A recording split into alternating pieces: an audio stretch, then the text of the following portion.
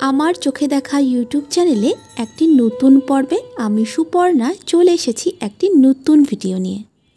মাঘ মাসের শুক্লা পঞ্চমী তিথিতে বসন্ত পঞ্চমী বা সরস্বতী পুজো হয়। এই পুজোর জন্য সকলে সারা বছর ধরে অপেক্ষা করে থাকেন। বিশেষত শিক্ষার্থীদের জন্য সরস্বতী পূজা খুবই স্পেশাল। সকাল থেকেই তারা উপোস থেকে বাগদেবীর উদ্দেশ্যে অঞ্জলি দেন, বিদ্যা বুদ্ধি জ্ঞানের প্রার্থনা করেন সরস্বতী মায়ের কাছে। তাহলে আমরা আজকের পর্বে জেনে নিই বসন্ত পঞ্চমী বা সরস্বতী পূজার সময়সূচি।